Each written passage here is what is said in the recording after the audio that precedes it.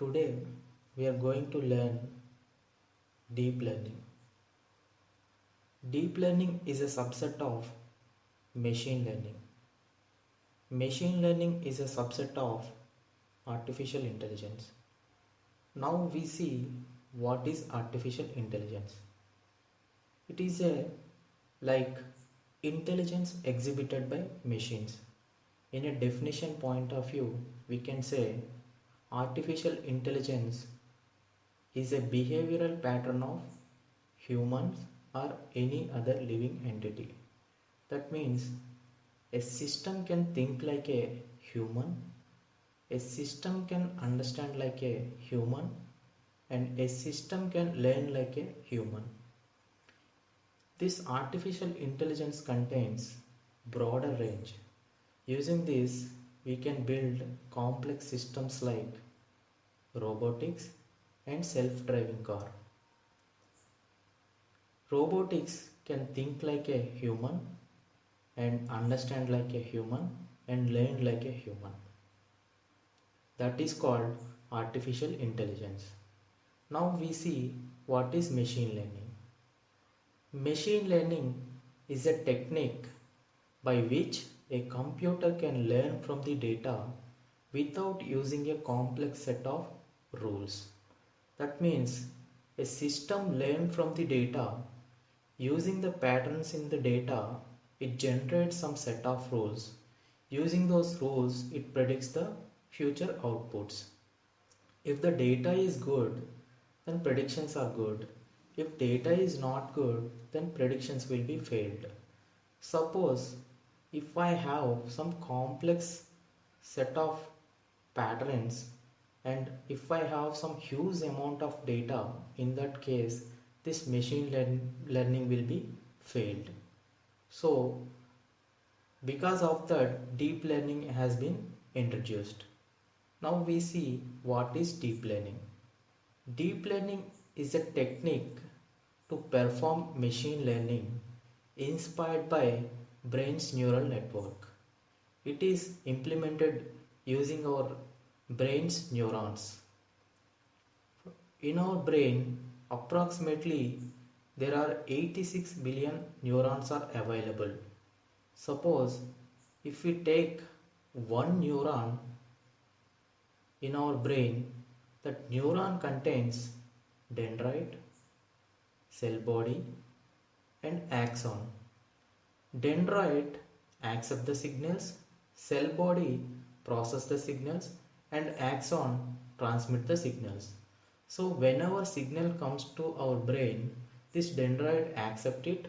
Once the dendrite accept that signal, this cell body process it, and once process is completed, this axon transmit that signal to next layer. So that is what happening in our brain's neuron.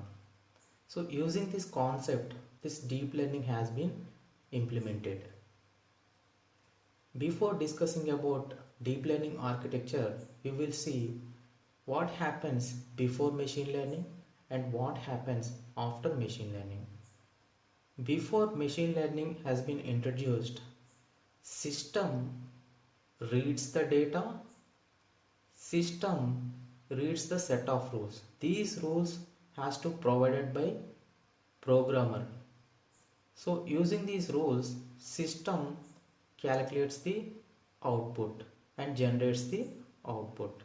This is what happens before machine learning. Once machine learning has been introduced, system reads the data and system reads the expected output. If we give expected output and input data, system generates some set of rules. Using these rules, system predicts our future outputs. So once we get the output, we have to compare expected output and predicted output.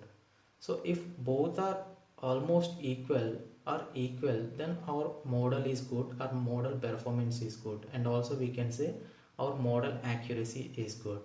If both are not equal, not matching, then our model accuracy is not good and we can say our model performance is also not good. This is what happens after machine learning. Now we are going to see architecture of deep learning. There are different neural networks are available in deep learning. They are artificial neural networks, convolutional neural networks, and recurrent neural networks. Each neural network has different architecture. For our understanding purpose, now I am going to show artificial neural network architecture. In artificial neural networks, we have two models are there. They are single layer perceptron model and multi-layer perceptron model. For our understanding purpose, I am going to show multi-layer perceptron model architecture. In this multi-layer perceptron model, first layer is input layer.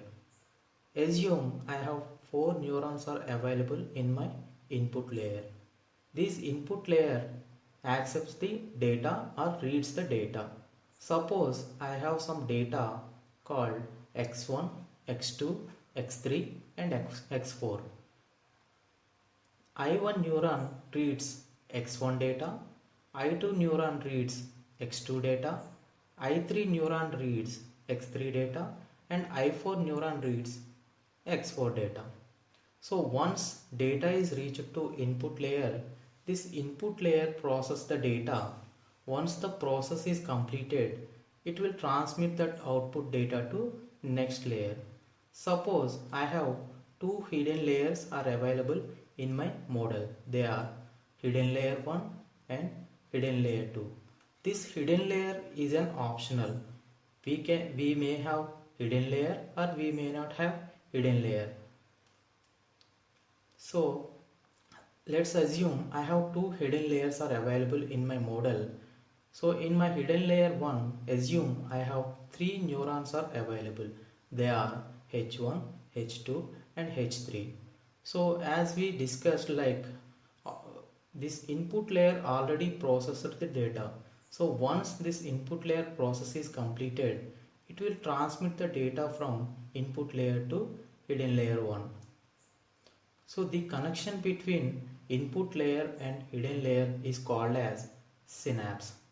So when this data is transmitting from input layer to hidden layer 1, there are some weights also will be transmitted.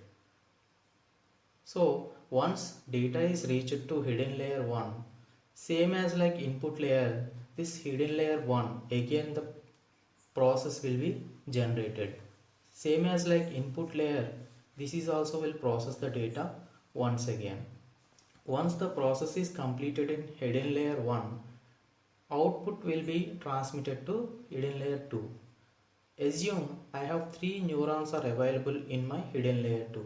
So once process is completed in hidden layer 1, so output will be transmitted to hidden layer 2. So as like previous, some weights also will be transmitted to hidden layer 2. So once data is reached to hidden layer 2, again this hidden layer 2 process the data as same as like input layer and hidden layer 1. So assume my next layer is output layer. I have 2 neurons are available in my output layer. So once hidden layer 2 process is completed, it will transmit the output data to output layer.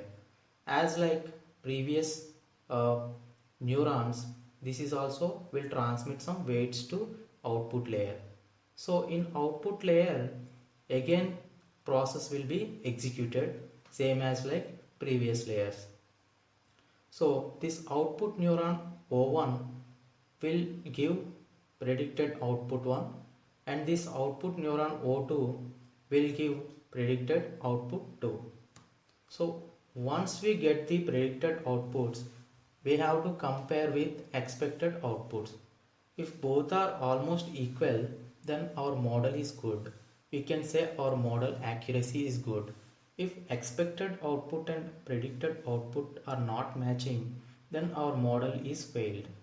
We can say accuracy is not good. Again, we have to process the data with some different rules. This is what about the architecture of deep learning. Now we take one neuron from our deep learning and understand what is the process is happening inside the neuron. So this neuron will be divided into two parts. First part is called as first compartment. In this first compartment, it is a summation of product of input data and weights. And second part is called as second compartment. Here this neuron will apply activation function on top of the output of first compartment. This is what the process will be happening in each neuron in deep learning. So now we are going to see applications of deep learning.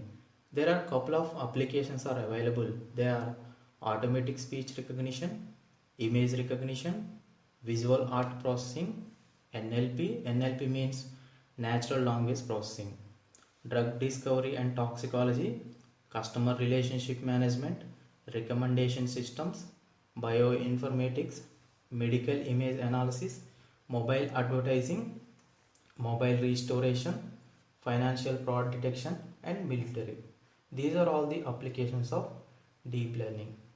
So this is what about the deep learning introduction. Thank you for watching.